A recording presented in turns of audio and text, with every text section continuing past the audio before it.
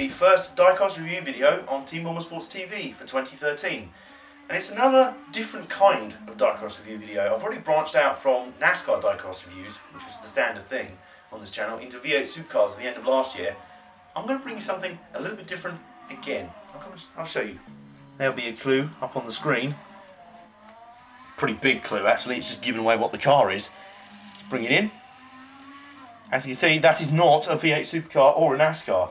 That is in fact a Le Mans 24 Hours prototype LMP1 race car. Specifically, it's the Lola Aston Martin DBR1-2. It's going to be important getting the details right on that one. So what this is basically, as I said in my big what's happening on Team Bombersports TV in 2013 type video, I basically said I'd be up for doing a lot of different things. The two main things I said I'd probably do is a V8 supercar stop motion race or two and a bedroom Le Mans series racing video. In that video I showed you a couple of the prototype cars I already have. I have a Peugeot 908, Audi R8, Corvette C6R race car, and this will obviously go into the prototypes category for the bedroom Le Mans series. It's one of my favourite prototypes of recent years, chief among which is the fact that it runs on petrol. That's a whole different issue altogether, but it's a lovely car. It has an amazing sound in real life, the V12 sound. I love V8s. I'm a sucker for the V8 sound. Probably given away by the fact my two favourite series are NASCAR and the V8 supercars. That's kind of a giveaway in itself. But the V12 noise on this car is just astonishing. Find videos of it on YouTube. It's just incredible. And it also looks the part as well. It reunites two classic names from Le Mans. The Aston Martin name, which has been around since the 30s at Le Mans, and the Golf Racing colours, which are obviously popularised on the hugely famous Ford GT Forces at the end of the 1960s, which Jackie Eakes made his name in. They completed the 4 straight victories for Ford at Le Mans. And since then they've been on Porsches, they've been on, what were they on before? I think they were on an Audi R8 briefly. And they've been on Aston Martins for the last few years. They've been on their V8 Vantage GT2, on their DBR1 GT1, and on this prototype and on the AMR1 prototype. The AMR1 prototype was just rubbish. That was something rush built to fit the new FIA regulations that are changing season upon season. But I'm saving that. I'm going to be bringing you a rant on the FIA probably in a few videos time. I feel it's needed anyway. But let's not get distracted by that. Let's go back to the car. It's a 1/43 scale model made by IXO, I think. Yes, IXO.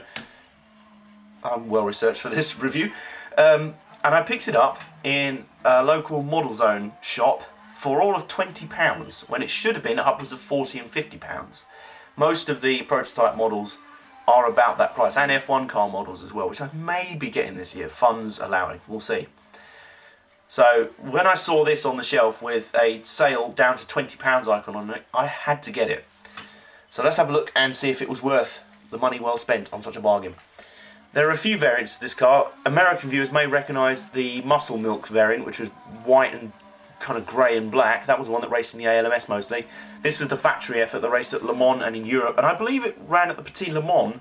They actually went back to this car after the AMR1 was so rubbish. They went back to this car for the 2011 Petit Le Mans, and a good 2 or 3 years after this car was first introduced, it actually came 3rd overall, astonishingly.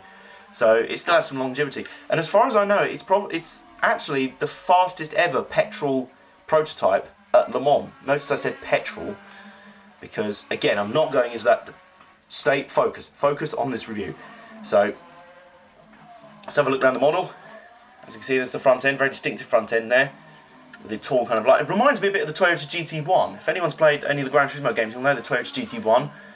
There's the single exhaust there at the back, very nice. The 007 numbering, ha ha, pun on the fact that James Bond, Aston Martin, we get that.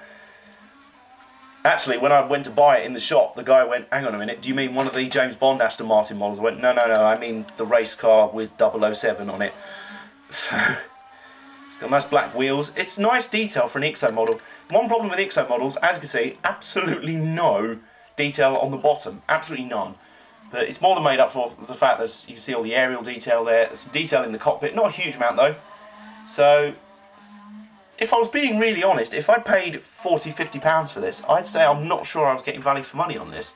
I've paid less for V8 supercar models with more detail than this.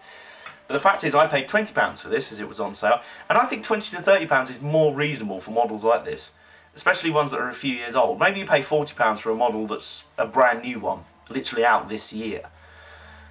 But for something a few years old, I'm not so sure. But £20 for this, absolute bargain, and it's a great model, and it's going to look good in my Bedroom Le Mans Series stop motions, which I'll announce, may as well announce now, will be happening sometime this year, along with my V8 Supercar stop motion races. They're just going to be more random, just kind of every now and again, shorter format. I'm going to play, I said it in my previous video, I just want to have fun with it. So I will, and you're going to get to see cars like this, racing, very, very soon, hopefully. Again, I'm still uncertain on whether I'll be doing a NASCAR one. It'll be funds, well, I say a NASCAR stop motion, it'll be funds permitting whether I do it with the new Gen 6 cars, which do look really good. I'm sold on them at last, and they seem to look the part and drive the part as well, more importantly. But if I do a NASCAR one, it will probably be with my older cars. But even so, I may still do it. I still have the Brooklyn Speedway, which I built up. I still have it behind a wardrobe somewhere, behind a cupboard. So if I do a NASCAR race, it'll be with the older cars, and you'll be the first to know about it right here, right now, because I've had people asking about it. And the fact is, at the moment, I'm undecided. But if time and funds allow, I probably will. So anyway, that concludes the review of the car. Very nice car as well, a nice model of a nice car. It's the Aston Martin Lola DBR1-2 from 2008 or 2009, I think. It's by IXO Models. And I say it's pretty good. If you're in America, if you're watching this video, try and get your hands on it. I don't know if IXO do sell in America, I'm not sure. Might be a reverse situation for me getting my V8 Supercars and NASCAR models, having to always get them imported from the other side of the world. If you can get hold of cars like this, do so, because sports car racing is very, very good. Outside of Europe anyway. I'm pretty sure the FIA are trying to ruin it all the time. But that's for another video. That's for a rant video, probably coming up very soon. But until then, I hope you enjoyed this review. Hope you had a lovely new year, and I'll see you very soon for more stop motion action very soon.